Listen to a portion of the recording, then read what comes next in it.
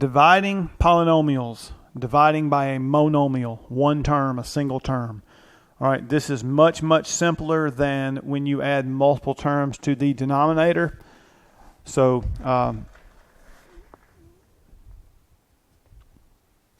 that would be more complicated when you do such a thing. So when dividing a polynomial by a monomial, take each term in the numerator and divide it by the denominator.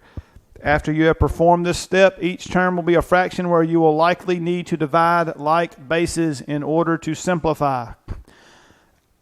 I call this undoing the LCD. That's not mathematically proper. It's just something I call it. But when finding the LCD, we're trying to get all of our fractions over the same denominator. In this scenario, we're moving in the opposite direction. Hence, I call it undoing the LCD. And if you need more information on dividing like bases, then watch my video, Properties of Exponents, Dividing Like Bases, because once we separate these out into individual fractions, that's exactly what we'll be doing on many of them. All right? So here, 20x to the fourth plus 5x to the third over 5. So here, one term, a monomial, more than one term. In this case, a binomial. So we take each term, 20x to the fourth over 5 plus 5x to the third over 5. And then this is one of those problems, and this is another problem, okay? But now they're both one term over one term. And when you have one term over one term, you can divide out common factors, things that have factors in common. So here, here, the 20 and the 5 are similar. So how many times will 5 go into 20? 4 times, and it goes into itself once. So this entire term becomes 4x to the fourth. And it's over 1, but we don't write over 1. So no need to keep that a fraction. It's over 1. And then here, the 5 over 5, they divide out and become what? 1s. They both become 1s. Well, look, 1 times x to the third over 1 is just plus x to the third. There's no need to write the 1 in the front or the 1 in the denominator. They're both understood.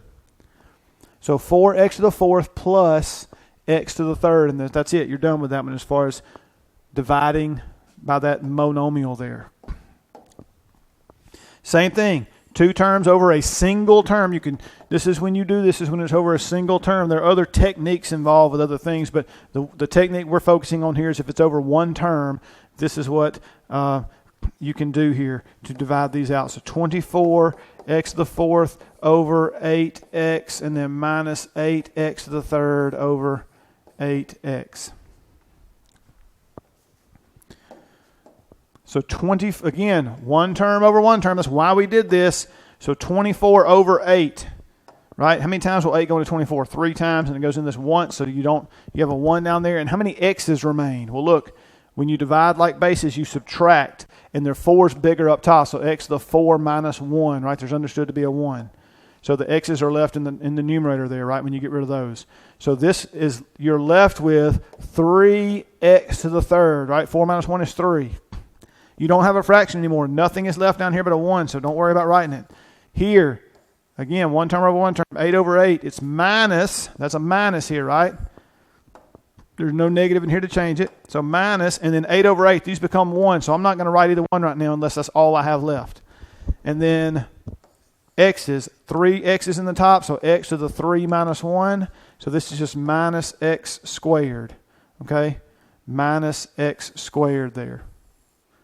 So 3x to the third minus x squared. No need to write the 1s there, unless that's all you had left. So here, look, I'm taking the trick out of the author's book. A lot of authors who write textbooks, they are in love with negative signs. At least it feels like it, right? So if you're in a math class, there's a section in just about every one of your chapters and sections where you're working homework where 10 problems in a row are negative or have negative divided by negative or something. Okay? So I'm giving you a bunch of negatives here on this page, and we'll see if we can figure it out. So it's still the same thing. We still have 2 terms over one term, right? So since it's over one term, we're going to take 10x to the third, and it's over my denominator, even though it's negative. And then we have a minus sign. So I'm going to say minus 20x squared and keep my denominator the same, minus 5x. Right? We'll deal with the whole minus and negative in a minute, but right now, keep the signs that are there. So then here, 10 over negative 5, right? Again, one term over one term. That's why we did what we did. So 10 over negative 5. This becomes a 2, and this becomes a 1, and it's negative. So I'm just going to make that negative 2. And then what about the x's? Well, x third is bigger than the top, so 3 minus 1. So it's going to be negative 2x squared. If I had a fraction, I'd need it over something, but I don't have anything down here but a 1 left. Right? And I brought the negative right negative. If you divide by negative 1, it's just negative 2 there. And then here we have minus, so let's go ahead and leave it there for now. Minus, and then here, 20 over 5. This is going to be 4 over negative 1, right? So this is going to be a negative 4. And then here, this is going to be x to the 2 minus 1. 2 is bigger in the top of the numerator. Oops. So 2 minus 1 there. So it's going to be 4x. But wait a minute. Minus a negative is really what? Positive. So this is minus 2x squared plus 4x. Now, I showed it to you this time, but typically when I'm teaching this to my students, I say, look, minus a negative here gives you what? A plus right here. That's what I typically do, all right? But here I wanted to show you for emphasis, this minus sign is this one, okay? This plus over minus gives you that negative right there. Then if you multiply two negatives, you get a positive, okay? So negative 2x squared plus 4x there.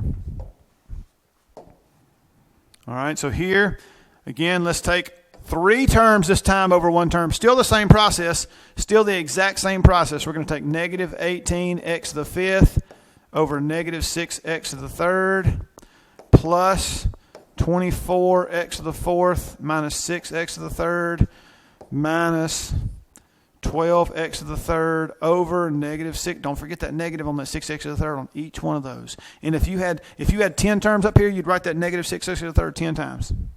Okay? I don't plan on doing one with 10 terms for you. And I hope your teacher doesn't plan on giving you one. All right? So then, what is a negative over a negative? It's a positive. And 18 over 6. 6 goes in 18 3 times and that once. So this becomes, so far, 3. And I'm just wait and see if I have a fraction before I write it. This is going to be what? X to the 5 minus 3 in the top, the numerator, because 5 is bigger than 3. So that's going to be positive 3. These make a positive, right? 3x to the 2nd power, right? 5 minus 3 is 2 right here. And then I move to the next one. I have a plus and a minus. What does that really mean? Minus. That plus and minus means a minus right there. Because when you're multiplying and dividing, one negative is going to make it negative. 24 over 6, this is 4 over 1. And then x to the 4th. So if I cross these out, this is going to be x to the 4 minus 3 in the top, the numerator, because 4 is bigger than 3. So this is going to be minus 4x. Minus 4x. And then here, minus a negative. What is minus a negative? Plus. Plus. And then 12 over 6. This becomes 2 and that becomes 1. And then x to the 3rd over x to the 3rd. How many x's remain? None. You divide all 3 of the x's out. X times x times x, right? On both of them, and all the x's divide out. There are no x's left. So dividing like basis talks about that, and the 0 exponent talks about that. 0 power. So this is just going to be plus 2. And you are done with that one. All right? Now, they don't have to work out so nice and neat here, but with the negative in the denominator, I didn't want to come up with a bunch of fractions and crazy stuff. So it's crazy enough with the negatives there. So let's look at this one. Let's look at this one. Again, 3 terms over 1 term. So we're going to break this up and say 49x to the 7th over 7x to the 4th minus 28x to the 4th over 7x to the 4th. And then plus 21x to the 3rd over 7x to the 4th. Again, the whole reason we did this is all 3 of these things. Now look, this is a term that's 1 term over 1 term. This is a term that's 1 term over 1 term. This is a term that's 1 term over 1 term. So when they're 1 term over 1 term, I can do what I've been doing and say 49 over 7, right? It's 7 over 1. And then my x's, what? They're left up top, right? X to the 7 minus 4. So it's going to be 7x to the 3rd. And then here minus 28 over 7, right? 7 goes into 28 4 times and once. How many x's are left? X to the 4 minus 4, that's x to the 0, right? Well, again, they're gone. There's no x's left. If you have 4 in the top, 4 in the bottom, they all divide out. There's no x's left. That's simply minus 4. And then here plus, because there's nothing here to change it, 21 over 7 is 3 up here. But now, where's the highest power of x? In the bottom, so my x's are down here. X 4 minus 3. So now I have a fraction. What's in the top of the numerator? 3. What's in the bottom? X, right? 4 minus 3 is 1. There's a 1 there, but we don't write it.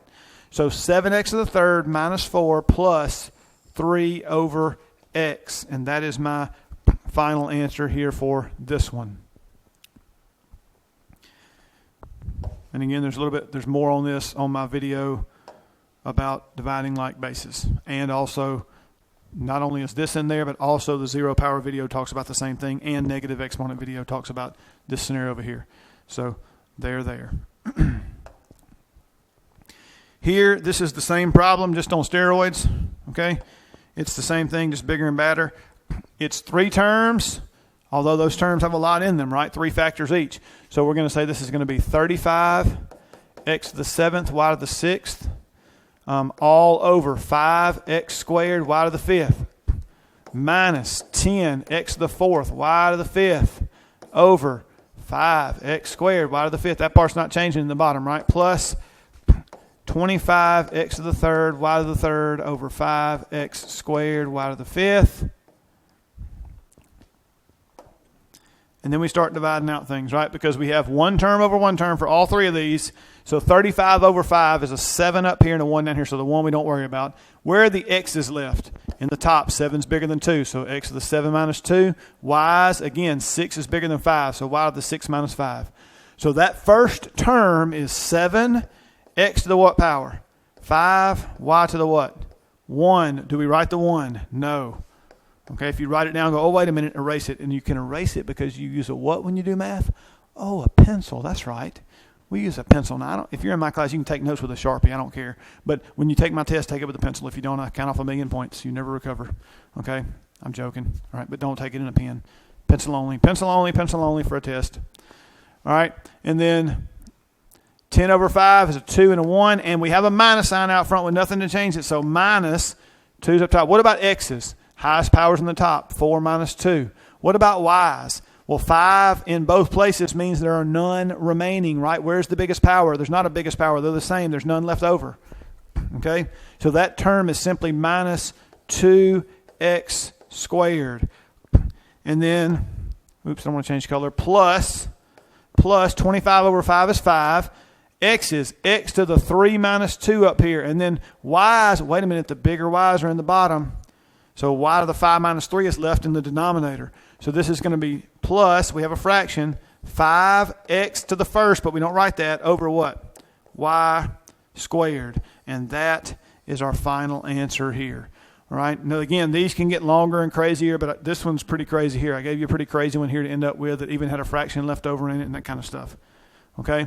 So hopefully this will help you when you divide polynomials by monomials, one